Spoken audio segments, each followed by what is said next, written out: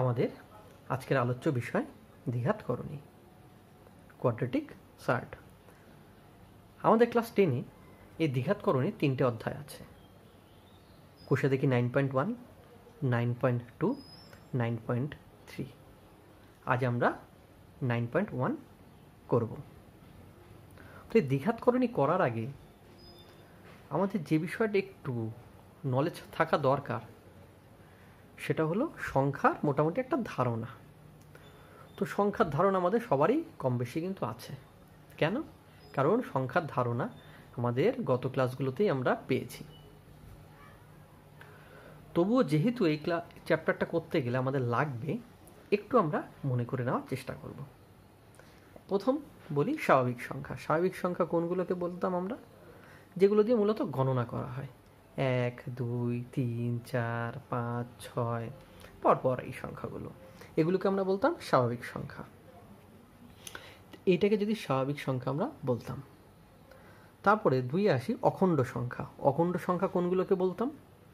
যে স্বাভাবিক সংখ্যা যেগুলো রয়েছে তার সঙ্গে যদি আমি জাস্ট 0 অ্যাড করি, কি অ্যাড করি? জাস্ট জিরো অ্যাড করি, তাহলেই আমরা যে সংখ্যাগুলো পাবো সেই সংখ্যাগুলোকে আমরা বলি অখণ্ড সংখ্যা। তারপরে আসি পূর্ণ সংখ্যা। এই অখণ্ড সংখ্যার মধ্যে কোনো ঋণাত্মক সংখ্যা নেই আমরা দেখতে পাচ্ছি। অখণ্ড সংখ্যার সেটের সঙ্গে আমি যদি জাস্ট ঋণাত্মক সংখ্যা যোগ করে দিই, ঋণাত্মক সংখ্যাগুলো অ্যাড করে দিই, তাহলেই যে সংখ্যাগুলো পাবো সেই সংখ্যাগুলোর নামকরণ হলো পূর্ণ সংখ্যা বা ইন্টিজার। এবার আসি মূলদ সংখ্যা। মূলদ সংখ্যা আমরা কি শিখেছিলাম? সেই সংখ্যাগুলোকে মূলদ সংখ্যা বলা হয় যেগুলোকে p/q আকারে প্রকাশ করা যায়। p/q আকারে প্রকাশ করা যায় বলতে কেমন?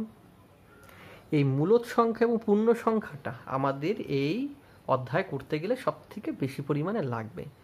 সেই কারণে মূলদ সংখ্যাটা আমাদের হয়ে যাওয়া সত্ত্বেও মূলদ সংখ্যাটা আমি একটু সামান্য আলোচনা করছি। p/q আকারে প্রকাশ করা যায়। p/q আকারে মানে দেখতে ভগ্নাংশের আকারে প্রকাশ করা যায় সোজা কথায়, তাই তো? সেটা কেমন? যে 3/7 এটাকে আমি মূলদ সংখ্যা বলতে পারি। কেন? এটা কিন্তু দেখতে p/q আকারে। মানে যখন এই 3 মানে নিশ্চয়ই p কে বোঝাচ্ছে আর 7 q কে বোঝাচ্ছে, p/q আকারে প্রকাশ হয়ে গেল। তো শুধু কি ভগ্নাংশের মতো দেখতে সেই সংখ্যাগুলোই মূলদ সংখ্যা? না, মোটামুটি এখানে আগের যে সংখ্যাগুলো রয়েছে সবগুলোই মূলদ সংখ্যা। কি করে হয় আমরা দেখেছি, তাও একটু অল্প বলার চেষ্টা করি। মনে করলাম শুধুমাত্র 5 কি মূলদ সংখ্যা? নিশ্চয়ই মূলদ সংখ্যা। কি করে এটা p/q আকারে প্রকাশ হচ্ছে? আচ্ছা, 5কে আমি 5/1 লিখতে পারি না? তার মানেই তো 5। তো এই যেখানে 5 মানে p কে বোঝাচ্ছি আর 1 মানে q কে বোঝাচ্ছি, তার মানে 5কে তো p/q আকারে প্রকাশ করা গেল। 0কেও যাবে, 0/5 মনে করলাম 0কে, সেটা মানেই তো 0। বা 0/6 বা কেউ 0/7 মনে করতে পারে। তাহলে আলটিমেট আমরা কি বুঝলাম? সব সংখ্যাগুলো এর আগে যেগুলো করেছি সবগুলোই মূলদ সংখ্যা, কারণ সবগুলোকে এই p/q আকারে প্রকাশ করা যাচ্ছে। এইবার যেটা আসি সেটা হলো পূর্ণবর্গ সংখ্যা। পূর্ণবর্গ সংখ্যা কোনগুলো? আমরা জানি যেগুলোর বর্গমূল করা সম্ভব বা বর্গমূল করলে একটা সুন্দর মূলদ সংখ্যা আসে, সেগুলোকে আমরা পূর্ণবর্গ সংখ্যা বলি। কেমন? 4। কেন? আমি 4কে যদি বর্গমূল করি কি পাবো? +-2। প্রশ্ন হতে পারে কেন +-2? কারণ আমরা যদি দেখি +2কে যদি বর্গ করি সেক্ষেত্রেও 4 পাবো, আর -2কে বর্গ করলেও 4 পাবো। দুটো ক্ষেত্রেই +2কে বর্গ করেও আমি 4 পেলাম, -2কে বর্গ করেও 4 পেলাম। অর্থাৎ বলতেই পারি 4-এর বর্গমূল তাহলে +-2। অর্থাৎ কিনা 4-এর বর্গমূল কিন্তু নির্ণয় করা সম্ভব যেখানে বর্গমূলটা মূলদ সংখ্যা হবে। একইভাবে এগুলো দেখি, প্রত্যেকটাই কিন্তু সম্ভব। সামনে যেমন 25-এর কি হবে বর্গমূল করলে? নিশ্চয়ই +-5, তাই তো? +-5। আর এই বর্গমূলটা আমরা কিভাবে দেখাই? অ্যাকচুয়ালি +-√4 এইরকম আকারে দেখাই, যেখানে 4-এর বর্গমূল করলে একটা মূলদ সংখ্যা আসে, তাই প্লাস মাইনাসটা যেমন আছে তেমন আমরা রেখে দিই, আর 4-এর বর্গমূল করে যে সংখ্যাটা পাই, যে মূলদ সংখ্যাটা পাই এখানে 2, সেটা আমরা লিখে দিই, তাই তো? তাহলে এখানে 25-এর বর্গমূলটাকে আমরা কী করে লিখব? 25-এর বর্গমূল হলো প্লাস মাইনাস √25। কিন্তু এখন প্রশ্ন হলো, এই যেগুলো পূর্ণবর্গ সংখ্যা সেগুলোর বর্গমূল করে আমরা যেমন এই যে সুন্দর সংখ্যা পেলাম, কেমন সুন্দর সংখ্যা, এই যে একটা সুন্দর সংখ্যা পেলাম, এইবার এই 5, 7, 11 অর্থাৎ এই সংখ্যাগুলো বাদ দিয়ে এর মাঝখানে যে অন্য সংখ্যাগুলো রয়েছে, অন্য মূলদ সংখ্যাগুলো রয়েছে, সেগুলোর বর্গমূল কি করা যাবে না? বা যদিও যায় সেটা কত হবে? বর্গমূলটা কত হবে? এটার বর্গমূল যদি প্লাস মাইনাস √4 হয়, এটার বর্গমূল যদি প্লাস মাইনাস √25 হয়, এটা মানে অ্যাকচুয়ালি এটা দাঁড়ালো, যেহেতু 25-এ বর্গমূল করা সম্ভব এবং একটা মূলদ সংখ্যা আসে, তাই এটা আমরা লিখলাম। কিন্তু যদি এর মাঝখানে যে অন্য সংখ্যাগুলো মানে 5, 7, 11, 11 তিনটে লিখলাম, এগুলো বর্গমূল করলে কি হবে? একই রকম প্লাস মাইনাস √5 হবে, এটাতে প্লাস মাইনাস নিশ্চয়ই √7 হবে, এক্ষেত্রেও প্লাস মাইনাস √11 হবে। এখন প্রশ্ন হচ্ছে, এই 5-এর তো বর্গমূল করা সম্ভব নয়, এই কারণে যে বর্গমূল করলে একটা মূলদ সংখ্যা কিন্তু আসবে না। আসবে কি? আসবে না, হয়তো একটা আসন্ন মানে আসতে পারে। এই তার মানে প্লাস মাইনাস √5 এর বর্গমূল যে আমি বলছি 5-এর, বা 7-এর বর্গমূল প্লাস মাইনাস √7 বলছি, 11-এর বর্গমূল প্লাস মাইনাস √11 বলছি, এই সংখ্যাগুলোকে যেগুলোকে বর্গমূল করা মানে 5-কে যেখানে বর্গমূল করা গেল না, বর্গমূল করে কোনো মূলদ সংখ্যা পেলাম না, এই যে রূপগুলো, এইগুলোকে কি বলা হয় তাহলে বলতে পারবো? এইগুলোকেই আসলে বলা হয় করণী। আমরা যে করণী আজকে করব বলে শুরু করেছিলাম আজকের ক্লাস, তারা হলো এরাই হচ্ছে সেই সংখ্যা, এরাই হচ্ছে সেই করণী। অর্থাৎ করণী তার মানে আমরা দেখতে কেমন বা কোনগুলো সেটা কিন্তু একটা ধারণা মোটামুটি একটা পেয়ে গেলাম অলরেডি। মানে প্লাস মাইনাস √ওভার কিছু, শুধু প্লাস √5ও বলতে পারি বা মাইনাস √5ও বলতে পারি, অসুবিধে কিছু নেই। এটাকে আমরা কি বলছি তাহলে? করণী। তাহলে করণী কোনটাকে বলা হয় বা কোন সংখ্যাকে আমরা কি আইডিয়া করতে পারলাম? তাহলে √5, √7 এগুলোকে আমরা করণী বলতে পারি। কিন্তু শুধু করণী মনে হয় ছিল না আমাদের চ্যাপ্টারের নাম, আমাদের চ্যাপ্টারের নাম ছিল দ্বিঘাত করণী। তার মানে এগুলোকে করণী বলে না, দ্বিঘাত করণী বলে। যখনই দ্বিঘাত ওয়ার্ডটা আসলো না মাথায় কিন্তু একটু সঙ্গে সঙ্গে মনে হলো দ্বিঘাত করণী মানে করণীকে তাহলে কি অনেক রকম ঘাতের হয় নাকি? এটাকে আমরা দ্বিঘাত বলছি, আর এটাকে কেন দ্বিঘাতই বা কেন করণী বলছি? বা দ্বিঘাত করণী যদি এটা হয় তাহলে ত্রিঘাত বা অন্য যদি ঘাত করণী থাকে সেটাই বা কি? কেমন একটু আমাদের কনফিউশনে পড়ে গেলাম। আচ্ছা, আগে এটাকে তাহলে দ্বিঘাত কেন বলছি একটু দেখি তো। আচ্ছা, √7 এটাকে তো আমি বললাম করণী বলছি, √7 মানে কি? সূচকে আমরা দেখেছি √, মানে এটা তো, √, মানে এটা নয়, মানে 7-এর পাওয়ার কত? হাফ, মানে 7-এর পাওয়ার 1/2, পাওয়ার কত? 1/2, মানে 1/ কত ঘাত আছে ওখানে আমি দেখতে পাচ্ছি 2টো ঘাত আছে মনে, কিন্তু মানে দ্বিঘাত আছে।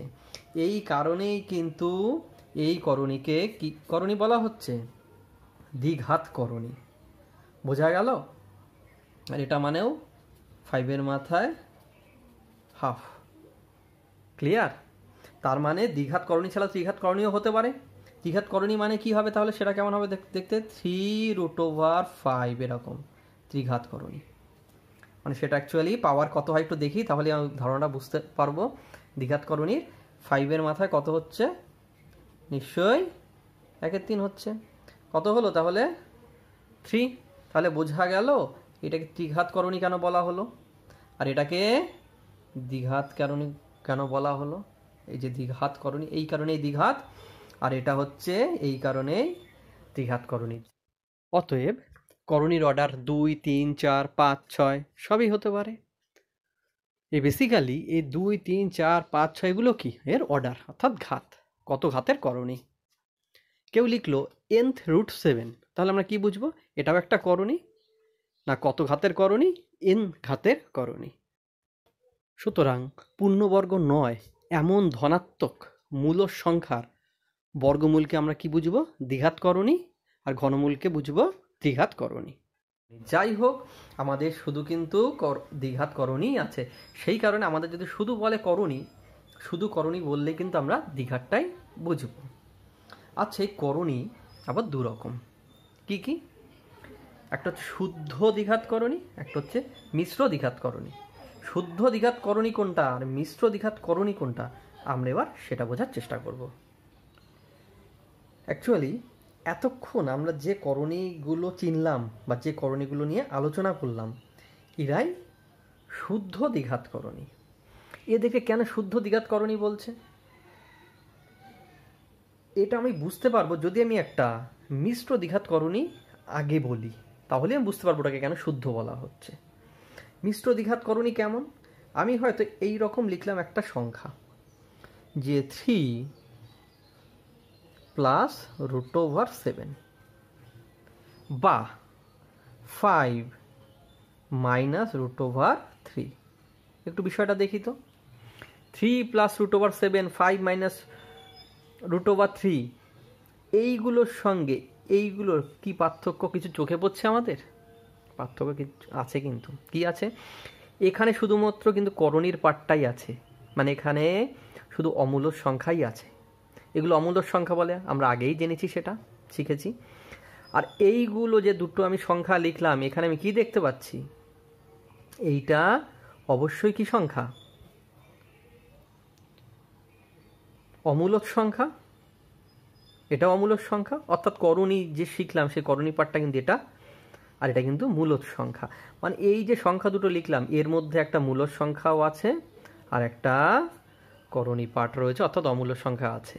এখানেও তাই, এটা কিন্তু মূলদ, এটা অমূলদ, মানে এখানে মূলদ সংখ্যাও রয়েছে আবার করণী পার্টটাও রয়েছে, দুটো মেশানো আছে, তাই এটাকে কি বলবো, মিশ্র দ্বিঘাত করণী। আর এগুলোতে শুধুমাত্র কিন্তু কি দেখতে পাচ্ছি আমি, করণীটুকুই রয়েছে, দ্বিঘাত করণী যেটাকে বলছি, তাই এগুলোকে আমি কি বলবো, শুদ্ধ দ্বিঘাত করণী। তাহলে এগুলো হলো শুদ্ধ দ্বিঘাত করণী, এগুলো হলো মিশ্র দ্বিঘাত করণী। তার মানে করণী ঠিক কোনগুলোকে বলবো মোটামুটি বুঝতে পারলাম, করণীটাকে কেন দ্বিঘাত করণী বলছি সেটাও বুঝলাম, শুদ্ধ করণী কোনগুলো সেটাও বুঝলাম, মিশ্র দ্বিঘাত করণী কোনগুলো সেটাও বুঝলাম। এবার তাহলে কি জানবো, এবার জানবো সদিশ করণী। সদিশ করণী কি, নাম শুনেই কিন্তু আমাদের বুঝতে পারা উচিত, এর জন্য আর পড়ার প্রয়োজন পড়ে না। করণী সদিশ, তাহলে সদিশ করণী মানে করণী একই রকম, যে সংখ্যাগুলোর করণী পার্টটা একই থাকবে তাকে আমি সদিশ করণী বলতে পারি। কেমন, আমাকে বলা রইল 4 রুট ওভার 7 আর 5 রুট ওভার 7 আর 11 রুট ওভার 5, 3 রুট ওভার 5। এবার আমাকে যদি জিজ্ঞেস করা হয়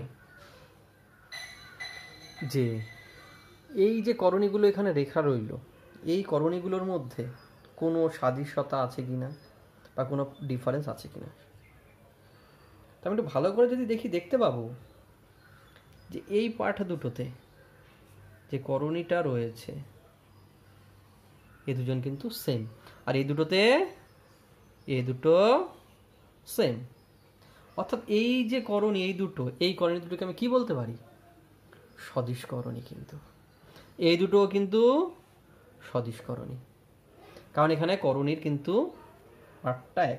এখানে এর সঙ্গে যে মূলদ সংখ্যাটা গুণ সেটা তো আর এর পরিচয় বহন করছে না, বা এর সঙ্গে যে মূলদ সংখ্যাটা গুণ এটা তো আর পরিচয় বহন করছে না, এটা তো কটা সেই সংখ্যাটা ডিনোট করছে মাত্র। মানে রুট 7টাকে আমি যদি এক্স মনে করি তাহলে এটা কি বোঝাচ্ছে, 4x, মানে 4খানা এক্স, 4√7 মানে কি? 4খানা √7, এটা বলছে। সেটা হচ্ছে √7ই তো, 4টে না 5টা না 1টা না 2টো সেটা বোঝাচ্ছে শুধু। আর এখানে 5√7 মানে 5খানা √7 সেটাকে বোঝাচ্ছে। সেটা একটা √7ও যা 5টা √7ও, তার পরিচয় তো একই হবে নিশ্চয়ই, নাকি? তাহলে এখানে আলটিমেট দুজনেই কিন্তু করণী দুজনেরই সমান, এখানেও কিন্তু তাই। মানে এই দুটোকে আমি কি বলতে পারি তাহলে? সদিশ করণী।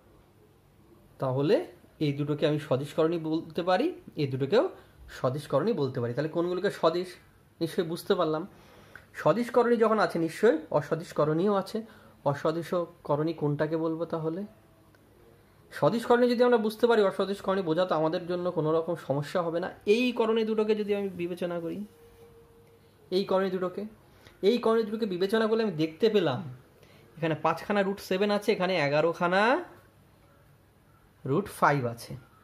তো এখানে যে করণী পার্ট দুটো, এটার আর এটার দুটোই কি আলাদা না? তার মানে এই দুটো কিন্তু দুটো আলাদা করণী, মানে এদের পরিচয়টাই কিন্তু সম্পূর্ণ আলাদা, আলাদা না? তাহলে এই দুটো করণীকে আমরা কি বলতে পারি?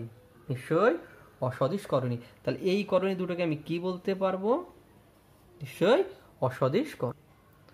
তাহলে কিন্তু সদিশ করণী কোনগুলোকে বলবো, অসদিশ করণী কোনগুলোকে বলবো, সে ধারণাটা আমাদের ক্লিয়ার হয়ে গেল। মানে একেবারে এই চ্যাপ্টারে সব ছোট্ট ছোট্ট বিষয়, শুধুমাত্র জানতে হবে কোনটাকে কি বলে। এবার তাহলে আমরা কি করব? কি বাকি আছে আমাদের? এই করণীর যোগ আর বিয়োগ, এই দুটো আমাদেরকে এই চ্যাপ্টার করতে গেলে আর জানতে হবে। আর মোটামুটি কিছু এই চ্যাপ্টার অন্তত করতে গেলে লাগবে না। তাহলে যোগ আর বিয়োগটা একটু দেখে নিই। যোগ বিয়োগ আবার কি দেখবো? সদিশ অসদিশ করণী যদি বুঝে যায়, যোগ বিয়োগ আমাদের তো বুঝতে অসুবিধা হওয়ার কথা নয়। প্রথমে যে করণী দুটো আমরা সদিশ করণী পেয়েছিলাম, ওই দুটোকে পাশাপাশি লিখলাম যোগ করার জন্য। এই দুটোকে যোগ করতে পারবো? নিশ্চয়ই পারবো। মানে সদিশ করণীর মধ্যে কিন্তু যোগটা হবে। কেন? এই যে বললাম, এগুলো তো অ্যাকচুয়ালি শুধু সংখ্যা, কোনটাকে কত বোঝাচ্ছে, আর তো কিছু নয়। 4খানা √7 আছে আর এখানে 5খানা √7 আছে, তো যোগ করে কি হবে?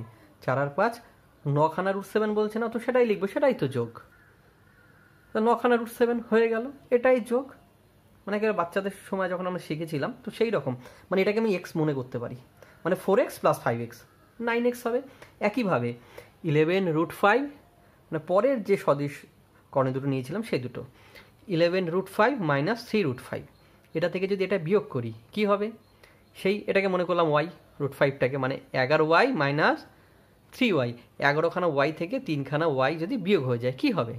নিশ্চয়ই 8y পড়ে থাকবে, তাই লিখবো 8y, মানে এখানে y মানে আমরা √5 বলছি, মানে 8√5। তবে এই বিষয়ে যেটা করলাম সেটাকেই যোগ বলতে পারি, মানে যোগ এইভাবে করব আর বিয়োগ এইভাবে করব যেভাবে করলাম। কিন্তু আমাকে যদি 5√7 আর 11√5 যোগ করতে দিত, করতে পারতাম? মানে এটাকে এক্স মনে করলে এটা ওয়াই বললাম, তাহলে 5খানা এক্স আর 11খানা ওয়াই বীজগণিতে আমরা যোগ করতে পেরেছিলাম? কি করেছিলাম? 5x + 5y রেখে দিয়েছিলাম না? এখানেও তাহলে তাই করব। এই দুটো যোগ করলে কি হবে? এটাই হবে, তো কিছু যোগ বিয়োগ করা যায় না তো। 5x + 11y লিখতাম না আমরা? তাই লিখবো, মানে যোগফল এটাকে যদি, মানে অসদিশ করণে যদি আমাকে যোগ করতে দেয়, যোগ আকারে পাতিয়ে রাখাটাই কিন্তু এটাই অ্যান্সার। তার মানে অসদিশ করণে যোগ বিয়োগ করতে দিলে সেটা আমাদের পক্ষে আরও আনন্দদায়ক ব্যাপার। জাস্ট ওই অবস্থা পাতিয়ে রেখে দেবো, সেটাই যোগ। তাহলে কিন্তু আমাদের এই চ্যাপ্টার করার জন্য যেটুখানি ধারণা প্রয়োজন আমরা মোটামুটি সেটা কিন্তু শিখে গেলাম। এবার তাহলে আমরা অনুশীলনীর কয়েকটা অঙ্ক একটু দেখি। তাহলে আমরা কোষে দেখি 9.1-এর 1-এর 1 দাগ আর 3 দাগটা করি। 1 দাগ কি বলেছে? মূলদ ও অমূলদ সংখ্যার গুণফল আকারে লিখি। কি কি? 1-এ হচ্ছে √175, 2-এ হচ্ছে √108। এই দুটো সংখ্যাকে মূলদ এবং অমূলদ সংখ্যার গুণফল আকারে লিখতে বলেছে। মূলদ সংখ্যার ধারণা আমাদের মোটামুটি ভালোভাবেই হয়েছে, আর অমূলদ সংখ্যার ধারণাও আমরা জানি, আজকে আরও ভালোভাবে হলো। তা √175 এটাকে কি করে মূলদ এবং অমূলদ সংখ্যার গুণফল আকারে লিখতে পারবো? কারণ এখানে 175 এটা কিন্তু কোনো মৌলিক সংখ্যা নয়, তার মানে একে কিন্তু উৎপাদক করা সম্ভব। তাহলে একে উৎপাদক করে আমরা দেখব এর মধ্যে কোনো অংশ বর্গমূল করা যায় কি না। যদি যায় সেক্ষেত্রে সেই অংশটাকে কিন্তু আমি √এর বাইরে নিয়ে আসতে সামর্থ্য হব। আচ্ছা, আমি যা বলছি সেটা করলে বুঝতে আমাদের বেশি সুবিধা হবে। আমরা একটু করি। কি করব? প্রথমে √175 তার মানে ওই উৎপাদক করব। 175 উৎপাদক করলাম, করে কি কি পেলাম? 2টো 5, একটা 7, তাই তো? 5 দিয়ে 175কে ভাগ করলে 35 হয়, 35কে 5 দিয়ে করলে 7 হয়। তাহলে √175 কত লিখতে পারি? √5 × 5 × 7। বর্গমূল যদি করি আমি, যেহেতু রুট রয়েছে, 2টো 5 থেকে কটা 5 বেরোবে? নিশ্চয়ই একটা। আর 7 যেহেতু একটা আছে, সুতরাং √7 আকারেই কিন্তু থেকে যাবে। তাই করলাম, একটা 5 বাইরে আনলাম আর √7 রেখে দিলাম। তাহলে আলটিমেট √175 মানে কি হলো? 5√7।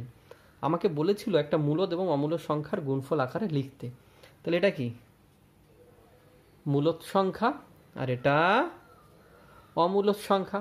তাহলে একটা মূলদ এবং একটা অমূলদ সংখ্যার গুণফল আকারে প্রকাশ করতে আমরা কিন্তু সমর্থ হলাম। এবার 3-এর অঙ্কটা দেখি, একই রকমভাবেই করব। এবার পরেরটার ক্ষেত্রেও √108 আছে। 108-এর কী করলাম? উৎপাদক করলাম। কি পেলাম? 2 দিয়ে 108কে ভাগ করলে 54 হয়, 2 দিয়ে 54কে করলে 27, 3 দিয়ে 3 নং 27, 9, 3 দিয়ে 9কে আবার 3। অর্থাৎ √108 মানে পেলাম 2 × 2 × 3 × 3 × 3, অর্থাৎ 2টো 2, 3টে 3। এইটা মানেটা কি? মানে নিশ্চয়ই এই দুটো 2 থেকে একটা 2 নিতে পারি না, আর এই দুটো 3 থেকে একটা 3 নিতে পারি না। তাহলে তাই নি। তো দুটো 2 থেকে বর্গমূলের বাইরে কটা 2 আসবে? নিশ্চয়ই একটা 2 আসবে। আর এই দুটো 3 থেকে নিশ্চয়ই একটা 3 আসবে। আর এই একটা 3 কিন্তু এই আকারেই থেকে যাচ্ছে, তাই না? তাহলে আলটিমেট কত হলো? 3 দুগুণী 6, 6√3। তাহলে √108 আলটিমেট কি আসলো? 6√3। যেখানে 6 কি? নিশ্চয়ই একটা মূলদ সংখ্যা, আর √3 কি? অমূলদ সংখ্যা। আমাদেরকে কিন্তু এটাই বলেছিল যে একটি মূলদ এবং অমূলদ সংখ্যার গুণফল আকারে প্রকাশ করতে। তাহলে 3টাও কিন্তু আমরা করতে সমর্থ হলাম। বাকিগুলো তোমরা চেষ্টা করবে, না পারলে তখন আমরা নেক্সট ক্লাসে করব। পরে 3 দাগ আমরা দেখি কি বলেছে। দেখাই যে √98 + √8 - 2√32 = √2। আচ্ছা, এই অঙ্ক করার কিন্তু সেই একটাই নিয়ম, আগে যা করলাম এই অঙ্কর ক্ষেত্রেও তাই করব। √এর মধ্যে যে সংখ্যাগুলো আছে, ওই সংখ্যাগুলো যেহেতু মৌলিক সংখ্যা নয়, প্রথম কাজ হচ্ছে ওগুলোকে আমরা উৎপাদক করব, করে দেখব সেখান থেকে কোনো পার্ট পাওয়া যায় কিনা যার বর্গমূল সম্ভব। তাহলে সেইটাকে বাইরে বের করব। বাইরে বের করে কিন্তু আমাকে অ্যাকচুয়ালি বিচার করতে হয়। যদি আর ভেতর থেকে কিছু বর্গমূল করে বাইরে বের করতে না পারি, তখন সেইগুলো আমরা অ্যাকচুয়ালি যোগ বিয়োগ করব। মানে সেগুলো দেখে আমাকে বিচার করতে হবে যে সেটা সদিশকরণী না অসদিশকরণী। সদিশকরণী হলে যোগ বিয়োগ করতে পারবো, অসদিশ হলে পারবো না। সুতরাং প্রথম কাজ হচ্ছে আগে এই রুটের ভেতরে যা আছে এদের প্রত্যেককে ঠিক এইভাবে উৎপাদক করে এরকম আকারে প্রকাশ করা যায় কিনা দেখব। মানে আলটিমেট রুটের মধ্যে কি দাঁড়াচ্ছে। কারণ এখানে √98 এরা দেখে কিন্তু আমরা বলতে পারছি না এরা অসদিশকরণী, কারণ এখান থেকে কিছু বর্গমূল পার্ট থাকলে বর্গমূল হয়ে কিন্তু বেরিয়ে বাইরে এরকম মূল সংখ্যার আকারে চলে আসতেই পারে।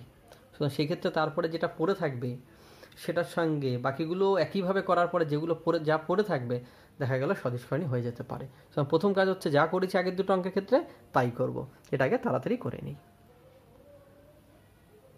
√98 মানে √98-এর জন্য 98-এর আমি উৎপাদক করলাম। 2 দিয়ে 98 মানে 49, আর 7 দিয়ে 49কে করলে 7, 7 7 49 আমরা জানি। আর 8-এরটা করলাম না, কারণ 8টা আমরা মুখে মুখেই করে ফেলতে পারবো, কারণ জানি 3টে 2 গুণ করলে 8 হবে। আর 32-এরটা 2 দিয়ে 16, 2 গুণি 32, 2 দিয়ে করলে 8 2 গুণি 16, 2 দিয়ে 8কে করলে 4, 4 2 গুণি 8, 2 দিয়ে 4কে করলে 2, 2 2 গুণি 4। এবার জাস্ট বসিয়ে দিই, আর তো কিছু না।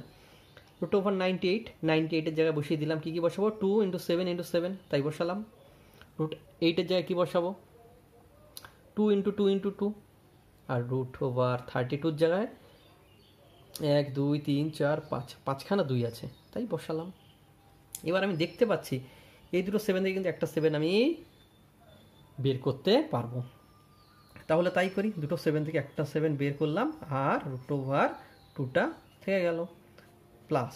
এই ক্ষেত্রে কি হবে, এখানে দুটো 2 থেকে কিন্তু একটা 2 বেরোবে আর √2 পড়ে থাকবে মাইনাস। এখানে দুটো 2 থেকে একটা 2 পাবো, এই দুটো 2 থেকেও কিন্তু একটা 2 বর্গমূল করে পাবো, মানে একটা 2 পড়ে থাকবে। মানে বাইরে একটা 2 ছিল আর এখান থেকে একটা 2 বেরোলো, এই দুটো থেকে আরেকটা 2 বেরোলো আর √2টা পড়ে থাকলো। তার মানে আলটিমেট কি দাঁড়ালো, 7 √2 প্লাস 2 √2 মাইনাস 2 2 4 4 2 8 √2। তাই হলো না?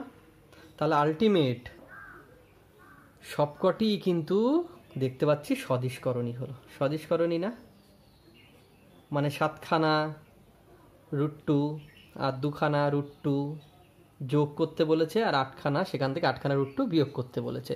তাহলে 7খানা √2 আর 2খানা √2 যোগ করলে কত হবে, 7 8 9, মানে 9 √2 বিয়োগ কতটা বিয়োগ করব, 8খানা √2 বিয়োগ করতে বলেছে, করব।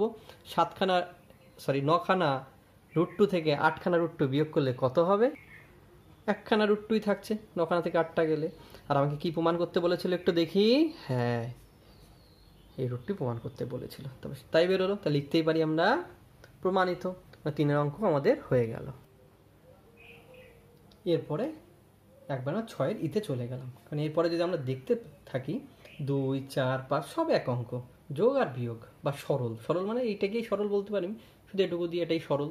সুতরাং এই অঙ্ক কোনোটাই আটকাবে না, একটিও আটকানোর কথা না। তাও আমরা আরেকটি অঙ্ক করি 6-এরই। কি বলেছে, -5 প্লাস √7 এবং প্লাস √7 প্লাস √2 এর যোগফল থেকে 5 প্লাস √2 প্লাস √7 বিয়োগ করতে বলেছে। তার মানে এই দুটো যোগ করতে বলেছে, সেখান থেকে এটা বিয়োগ করব। তাহলে আগে এই দুটো যোগ করে দেখি কি হয়। দেখি তো মুখে মুখেই করা যায়, তাও একটু করি আমরা। কি করলাম, যোগটা করে ফেললাম। জাস্ট এইটা এবং এইটা যোগ বলেছে, জাস্ট মাঝখানে তাই যোগ চিহ্ন দিলাম, আর কিচ্ছু করিনি। দেখতে পাচ্ছি এটা শুধু একটা মূলদ সংখ্যা আর এই 3টে করণীর মধ্যে এই দুটো সদিশকরণী। সুতরাং এই দুটোরই খালি যোগ সম্ভব। এটা একটা অন্য করণী, মানে এই দুটোর সাথে সদিশকরণী, আর এটা মূলদ সংখ্যা, মানে এই দুটোর সঙ্গে কোনো যোগ বিয়োগ সম্ভব নয়। তাহলে -5 লিখলাম আর √7 আর √7 মানে 2খানা √7 বলেছে, তাই লিখে দিলাম 2 √7 আর √2 হচ্ছে, তাই লিখলাম। মানে এই দুটো যোগ করা আমার হয়ে গেল। এবার কি করব, এই যোগফল থেকে এইটাকে বিয়োগ করব, এটাকে বিয়োগ করতে বলেছে। এই তো এটা মাইনাস এইটা, তাই লিখে ফেললাম। এবার এটা থেকে এটা বিয়োগ করার সময় যেহেতু বিয়োগ বলেছে, সুতরাং আমি এটা কিন্তু এটা ব্র্যাকেটের মধ্যে রাখলাম, কারণ আমরা জানি বিয়োগ করলে কিন্তু প্রত্যেকের সাইন চেঞ্জ হয়ে যায়। অর্থাৎ কিনা সাইন চেঞ্জ হয় মিন মাইনাসটা এর প্রত্যেকের সাইনের সঙ্গে গুণ হয়, গুণ হলেই আমরা জানি কিন্তু আলটিমেট সাইন দেখা যায়, গুণ করে সেটা চেঞ্জই হয়ে যায়। তো এই কারণে মাইনাস থাকলে আমরা একটু ব্র্যাকেট ইউজ করার চেষ্টা করব, তাতে আমাদের ভুলটা হওয়ার সম্ভাবনা কমে যাবে। পরের লাইনে ব্র্যাকেটটা তুলব। এবার আমি মাইনাসের সঙ্গে প্লাস গুণ করলে মাইনাস হয়, মাইনাস বসাবো। এটাও প্লাস আছে, গুণ করলে মাইনাস হবে, এটাও প্লাস আছে, গুণ করলে মাইনাস হবে, মানে প্রত্যেকের চিহ্নই চেঞ্জ হয়ে গেল। এখানে দেখতে পাচ্ছি এই √2 আর √2 সদিশকরণী, এটা প্লাস √2, এটা মাইনাস √2, তাহলে কেটে দিতে পারি। -5 -5 দুটো মূলদ সংখ্যা, এর দুটো যোগ বিয়োগ হতেই পারে। তো -5 আর -5 করলে -10, আর 2 √7 থেকে √7 এই দুটো আবার সদিশকরণী। তো 2খানা √7 থেকে একটা √7 বিয়োগ হলে কি হবে, সে একটা √7 থাকবে, তাই লিখলাম। তো একটু সাজিয়ে লিখলে কেমন দাঁড়াচ্ছে বিষয়টা, যে প্লাসটা যদি সামনে লিখে √7 -10, তার মানে এটাই উত্তর। তো আজকের মতো আমাদের চ্যাপ্টার এখানেই আমরা শেষ করছি, ক্লাস এখানেই শেষ করছি। বাকি অঙ্ক তোমরা বাড়িতে করবে, আশা করি প্রত্যেকটি পারবে। যদি অসুবিধা হয় আমরা নেক্সট ক্লাসে দেখব। আর কেউ যদি চাও কোনো বিষয়ে কোনো প্রবলেম আছে বা জানাতে চাও নিশ্চয়ই কমেন্ট বক্সে জানাতে পারো। Thank you.